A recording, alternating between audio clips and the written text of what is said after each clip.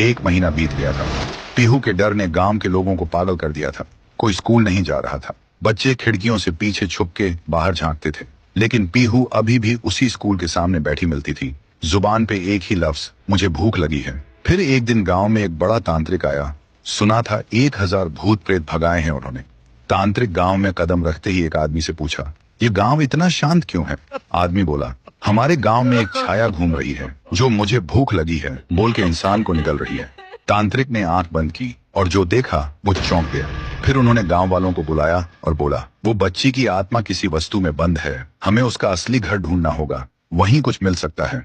फिर एक रात गांव के 2 जवान साहसी लड़के पीहू का पीछा करते हैं और देखते हैं पीहू एक पुरानी झोपड़ी के अंदर जाती है। दोनों चुपके से झांकते हैं। पीहू एक पुरानी गुड़िया के सामने और उससे बात कर रही होती है जैसे वो जिंदा हो। दोनों देखकर चौंक जाते हैं। फिर अगली सुबह वही 2 लड़के झोपड़ी में जाकर वो डॉल उठाते हैं और ले जाते हैं तांत्रिक के पास। तांत्रिक डॉल को देखकर चिल्लाता है, यही है, इसी में बंद है वो बच्ची की आत्मा, इसे आग में जलाना होगा तभी सब खत्म होगा। फिर रात में तांत्रिक गुड़िया को आग में डाल के हवन करता है, जोर जोर से मंत्र जप करता है।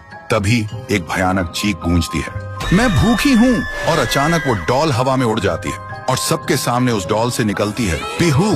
और जिन लोगों ने उस डॉल को छुआ था उनके शरीर एक एक करके पंडित जैसे फट जाते हैं। ये सब देखकर तांत्रिक भागने लगता है, लेकिन अचानक रास्ते बंद हो जाते हैं। वो पलट के देखता है, उसके सामने खड़ी होती है पीहू और वो बोलती है, तू मुझे जलाना चाहता था, अब तू जल। एक ही सेकंड में तांत्रिक के शरीर में आग लग जाती है और वो जलकर राख हो जाता है। उस रात के बाद गांव वालों को सब समझ आ गया था। पीहू ने सिर्फ उन्हीं को मारा जिन्होंने उसे दर्द दिया था, भूखा छोड़ा था। बाकी सब लोग ठीक थे। अगली सुबह गांव के सब लोग पीहू के सामने खाना लेकर आए और रो पड़े। बोले, हमें माफ कर दो, हमने तुम्हें भूत नहीं समझा, लेकिन तुम तो देवी हो जो सिर्फ भूखी थी। पीहू ने एक मुस्कान के साथ थाली में से एक निवाला उठाया और जैसे ही उसने वो खाया उसका रूप हल्की रोशनी में बदलने लगा। फिर वो हवा में मिल गई।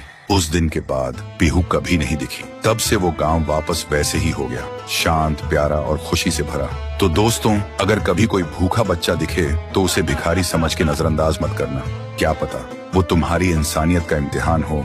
कमेंट करो, पीहू अब भूखी नहीं है अगर तुम सच में एक इंसान हो।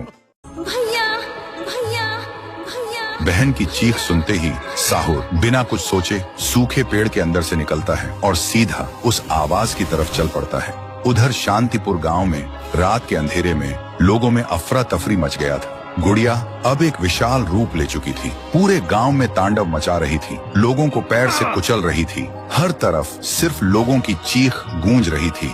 पीहू अभी भी जमीन पे पड़ी होती है।